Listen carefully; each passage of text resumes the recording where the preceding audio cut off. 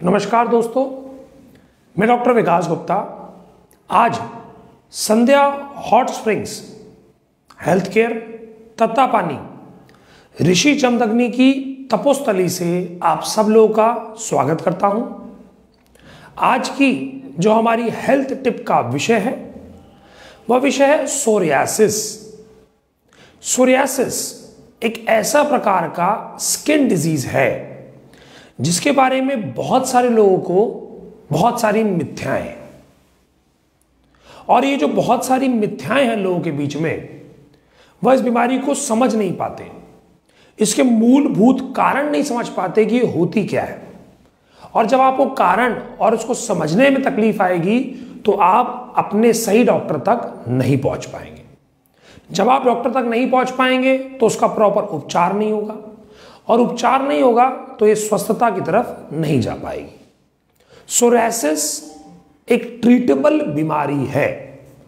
As per modern science it is a manageable, यानी जिसको सिर्फ दवाइयों से कंट्रोल किया जा सके, ठीक नहीं किया जा सके। परंतु ये एक प्रकार का ऐसा कुष्ठ रोग है जिसकी चिकित्सा संभव है। अब इस कुष्ठ रोग के ऊपर जानकारी लेने के लिए आज हम समझते हैं कि सोरियासिस होता क्यों है। जैसा कि सोरियासिस के बारे में कई लोग कहते हैं कि चकत्ते जैसे पड़ जाना, सिल्वरी स्किन जैसी उतरना, कभी कभी काले मोटे उभरे हुए निशान होना, और सिल्वर की तरह, चांदी की तरह परत का उतरते रहना। अगर इसकी बात करें सोरियासिस दो प्रकार से होता है। एक जिसमें पित्त की प्रधानता होती है और एक जिसमें कफ की प्रधानता होती है। यानी एक गर्मी के मौसम में उभरता है जिसमें स्किन उतरती है, पसीना आता है और खुजली होती है, जलन होती है। परंतु जो सर्दी में उभरता है उसके अंदर भी स्किन निकलती है परंतु उसमें खुजली होती है। गर्मी वाले में जलन होती है और सर्दी वाले में खुजली होती है।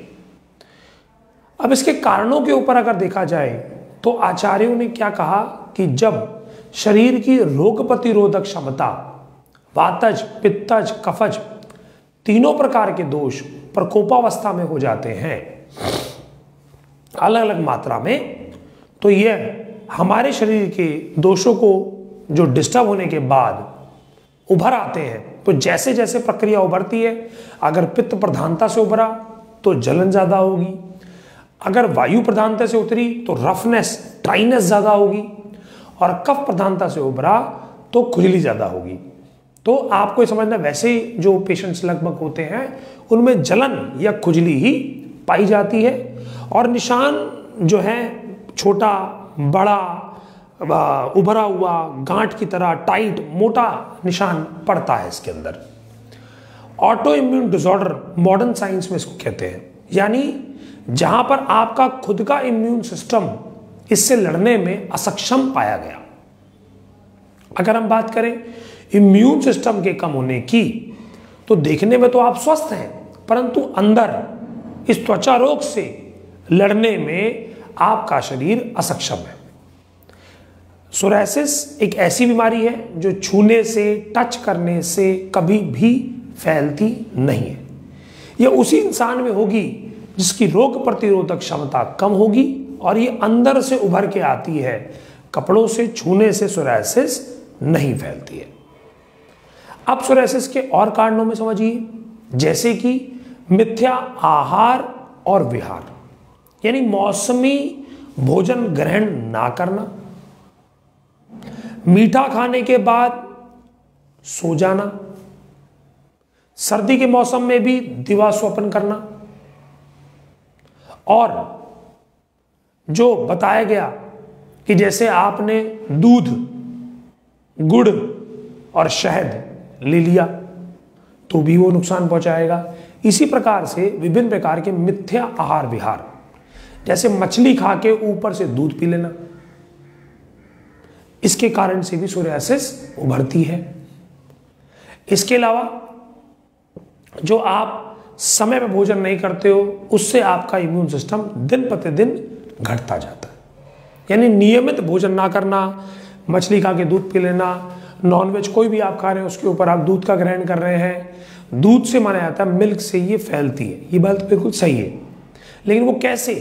अगर आप मिथ्या भोजन के ऊपर दूध ग्रहण करते हो तो ये फैलेगी, रोग प्रतिरोधक क्षमता बढ़ने की बजाय घटा देगी और इसमें खुजली आपको ज़्यादा महसूस होगी। इसके अलावा जलन की अगर बात करें तो चर्चा जैसे हम कर रहे थे कि हम ये गर्मी के मौसम में उभरती है, बिल्कुल सही। जब पसीना आता है तो ये पसीने से कुछ इसके अंदर जलन बढ़ जाती है। तो उस समय उपचार रूपी अगर आपको समझना है तो आपको ये समझना पड़ेगा, सबसे पहले आपको जो कारण है उनसे अपने शरीर को बचाना है। यानी समय में भोजन नहीं करना, व्यायाम नहीं करना, योग नहीं करना, एक्सरसाइज नहीं करना, खाना खाने के तुरंत बाद सो जाना, ब्रेकफास्ट टाइम से लेना, लंच टाइम से लेना, या रात को बहुत लेट सोना, खाना खाने के बाद काफ़ी देर तक 2 बजे 3 बजे तक सोना, सुबह लेट सो के उठना, पानी का कम ग्रहण करना, और जैसे मौसम के हिसाब से जो फल फ्रूट होते हैं उनकी बजाय फ्रीजर में रखे हुए प्रिजर्व करे हुए फल फ्रूट्स को खाना, आटा गूंद के फ्रिज में रख देना, उसकी चपाती बनाना, ताज़ा भोजन नहीं खाना, ये बहुत सारे कारणों में से कुछ कारण मैंने आपसे आज शेयर किए। अब सवाल ये आता है इसकी रोग प्रतिरोधक क्षमता कैसे बढ़ेगी? सबसे पहले तो एक कारण छोड़ें, कारण छोड़ देंगे तो आपके शरीर में अपने आप बदलाव आना शुरू हो जाएगा। उसके अलावा आयुर्वेद दृष्टिकोण से इसके अंदर पंचकर्म का बड़ा अच्छा विधान है। आचार्यों ने क्या कहा, अगर ये पित्त की प्रधानता से हो रही हो तो इसमें विरेचन दीजिए, और कफ की प्रधानता से हो रही हो तो इसमें वमन दीजिए। परंतु इसके ऊपर कुछ आचार्यों का दृष्टिकोण ये है कि पहले आप वमन करावें और उसके कुछ 15 दिन के बाद, संसर्जन करने के 15 दिन के बाद आप विरेचन करावें। वमन विरेचन क्या होता है? यानी कि एक सेट तरीका होता है जहां पर आपको पहले दीपन पाचन, आपके शरीर की अग्नि को सुचारू रूप से मजबूत करना। यानी आपने जो दीपन पाचन लिया, आपके अग्नि को मजबूत करना। उसके बाद स्नेहन करना, यानी कि घृतपान करना।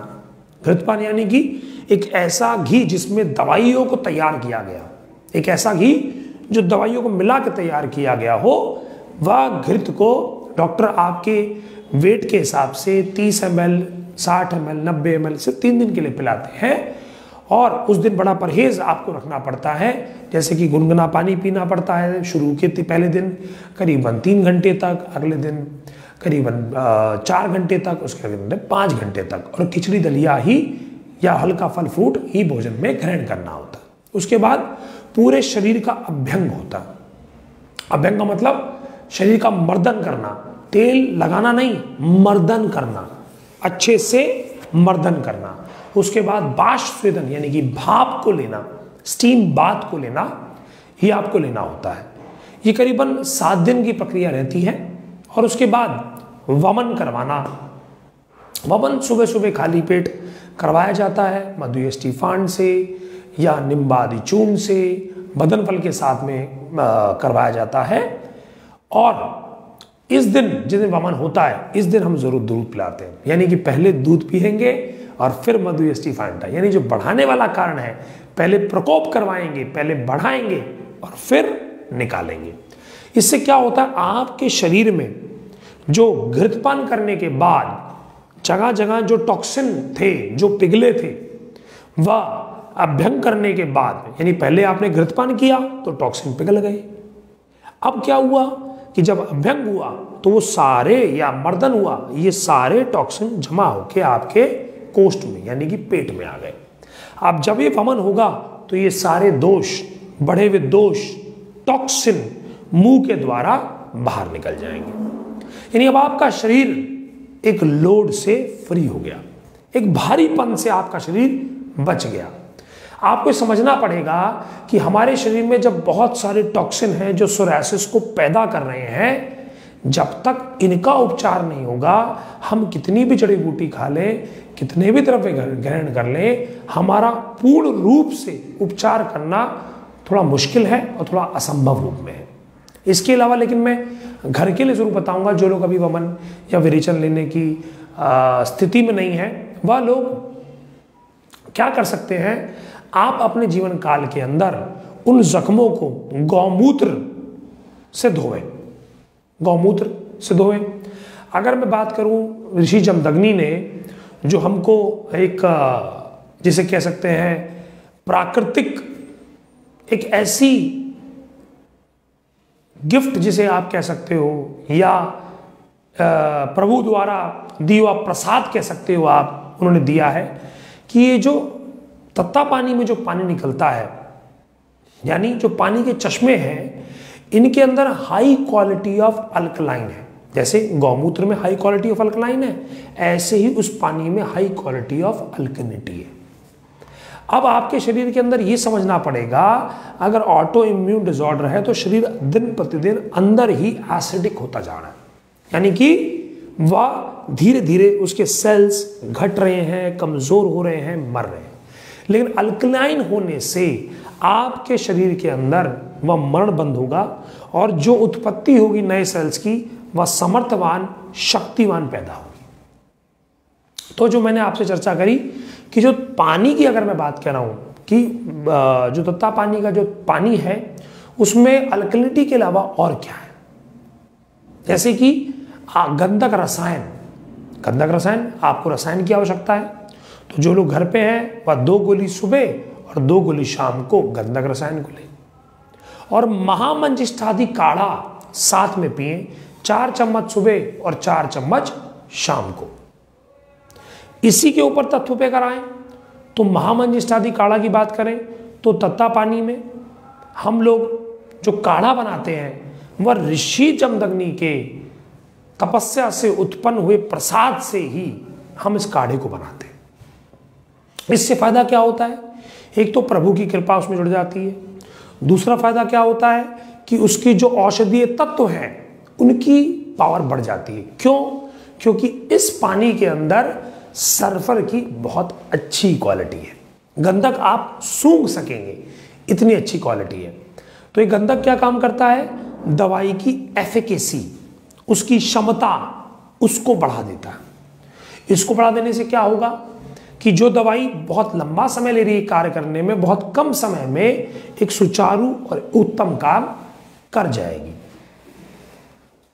तो जो हमने आज समझा कि सोरियासिस में रोग प्रतिरोधक क्षमता को बढ़ाना है और ज्यादा लंबी चौड़ी दवाइयां शुरू में आवश्यकता नहीं है, सिर्फ आपको आवश्यकता क्या है कि आप अपने शरीर का पंचकर्म अगर करवाएं, यानी कि शोधन कर्म अगर करें, तो आपको क्या फायदा होगा कि शरीर का जो ओवरलोड है, जो भारीपन है, वह घट जाएगा। कौन सा ओवरलोड? वजन नहीं, टॉक्सिन का ओवरलोड, जो बार बार सोरियासिस को ठीक नहीं होने दे रहे। अभी हमने चर्चा करी वमन की, जैसे हमने बताया ना कि भाई घृतपान कराएंगे, पहले दीपन पाचन यानी आपके शरीर की अग्नि को ठीक करेंगे, फिर हम घृतपान कराएंगे, फिर आपको अभ्यंग कराएंगे, फिर वह वमन कराएंगे।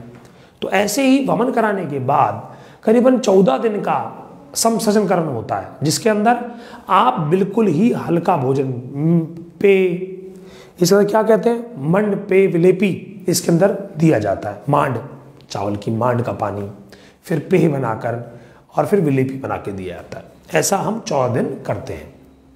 उसके लिए आप डॉक्टर से संपर्क कर सकते हैं हमारे हॉट स्प्रिंग के अंदर, जहां आपको डॉक्टर पूरा चार्ट उसका बनाकर घर के लिए दे सकते हैं। तो आपने क्या किया, आप 14 डेज का आपका हुआ, उसके बाद हम 1 दिन का सुबह सुबह त्वरित अवलेह से विरेचन ले लें। तो क्या हुआ, ऊपरी हिस्सा वमन से शुद्ध हो गया और निचली हिस्सा विरेचन से शुद्ध हो गया। अब शरीर की पूर्ण शुद्धि हो गई। अब ये शुद्धि आपके शरीर की हुई, इससे फायदा क्या होगा, रोग प्रतिरोधक क्षमता आपकी बढ़नी शुरू हो जाएगी।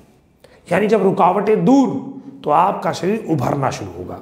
जैसे आपका शरीर उभरेगा तो आपके शरीर के अंदर ये जो तकलीफ है सोरियासिस, यानी ऐसा कुष्ठ रोग, ऐसा त्वचा रोग, जिसमें आपको बहुत आराम मिलेगा। अब विरेचन के बाद आप दवाइयों के अंदर कुष्ठ हर रस 2 गोली सुबह 2 गोली शाम को, गंधक रसायन 2 गोली सुबह 2 गोली शाम को, कैशोर गूगल 2 गोली सुबह 2 गोली शाम को, और अब एक चूर्ण को लिखेंगे जो आपको पुड़िया के रूप में बनाना है। लिखिए, रस माणिक्य, 5 ग्राम डालिए। महानिम्बादि चूर्ण 15 ग्राम डालिए। महामंजिष्ठादि चूर्ण 15 ग्राम डालिए। ताल सिंदूर 1 ग्राम डालिए, डाल लिया। व्याधि हरण रसायन 2 से 3 ग्राम डाल लीजिए, डाल लिया आपने। इन सबको मिला लीजिए। मिलाने के बाद इनकी बनाइए 14 पुड़िया, 7 पुड़िया सुबह और 7 पुड़िया शाम को। इस पुड़िया के साथ में आपको लेना है क्या? बिल्कुल सही, महामंजिष्ठादि काढ़ा, 4 चम्मच सुबह और 4 चम्मच शाम को। और संभव हो सके तो ये आप क्या करें, इसके लिए बांध लें अपने शरीर को सोरियासिस से मुक्ति पाने के लिए कि महीने में 1 बार आपको ऋषि जमदग्नि द्वारा, उनके तपस्वली द्वारा जो उत्पन्न हॉट सल्फर वाटर है उसमें स्नान करके आना है। वहां स्नान करने से फायदा क्या होगा? खाली स्नान मात्र से और वहां लिए पंचकर्म से, देखिए क्या करें आप, वहां जाएं, पूरे शरीर का अभ्यंग ले लें। यहां पर आए आप हमारे पास, यानी कि दत्तापानी में, वहां पहुंच गए आप, पूरे शरीर का अभ्यंग ले लिया आपने। अभ्यंग लेने के बाद जो स्नान करना है, यानी जो स्नान करना है वो हॉट सल्फर पानी से करें। अब इससे फायदा क्या होगा? इससे बहुत बड़ा फायदा ये होगा कि आपके शरीर के अंदर स्नेहन तो हो गया और साथ में रोग प्रतिरोधक क्षमता बहुत अच्छी होगी और आपकी जो स्किन डिजीज है उनको उपचार करने में बहुत जल्दी फायदा मिलेगा। तो आप ये बांध लें कि भाई आने वाले कुछ महीने के लिए महीने में 1 बार मुझे वहां जाना है, वहां स्नान करना है, वहां पंचकर्म लेना है, वहां अभ्यंग लेना है। तो अगली बार हम जानेंगे कुछ काढ़ों के बारे में, कुछ द्रव्य के बारे में कि सोरियासिस में घर पे कैसे करें उपचार। तो अगला हमारा जो सेशन होगा वह इसके प्रति होगा कि घर पे ही वो कौन सी जड़ी बूटियां हैं जिनको ग्रहण करने से हम एटलीस्ट कंट्रोल कर सकें। ठीक करवाने के लिए तो आपको दत्तापानी जाना है, परंतु कंट्रोल करने के लिए घर में ही, ये हो सकता आज आप ना जा पाए, आप हो सकता कुछ दिनों के बाद जाएं, तो मैं वो घर के बनाई हुई द्रव्य के बारे में अगली बार अगली क्लास में चर्चा करेंगे। ये चर्चा 1 हफ्ते की बाद होगी। और अब आप सब लोगों से विनती करूंगा, मैं जो मेरा प्रोग्राम सुन रहे हैं वह ज्यादा से ज्यादा इस वीडियो को शेयर करें कि हर उस सोरियासिस के मरीज तक ये सच्चाई पहुंचे कि उसको खाने में, भोजन में, जीवन शैली में किन बातों का ध्यान रखना है कि कम से कम उसकी बीमारी आगे बढ़े नहीं। अगर आपने इतनी भी मदद किसी की कर दी तो समझ लीजिए एक आहुति आपने भी दी इस महायज्ञ में, जहां पर हम लोगों को घर पे ही स्वस्थ करने का प्रयास कर रहे हैं। एक स्वस्थ भारत का सपना जो हम सब लोग प्रतिदिन देखते हैं इस कोरोना काल के बाद, उसके अंदर आप भी प्रयास करें और इस वीडियो को ज़्यादा से ज़्यादा लोगों तक शेयर करें और इस वीडियो को शेयर करने के बाद उस मनुष्य तक जरूर पहुंचाएं जो दुखी है इस बीमारी सोरियासिस से। अब इसके बाद मैं आप सब लोगों से आज की क्लास की विदा चाहता हूं और आप सब लोगों का तहे दिल से धन्यवाद करता हूं। नमस्कार, धन्यवाद।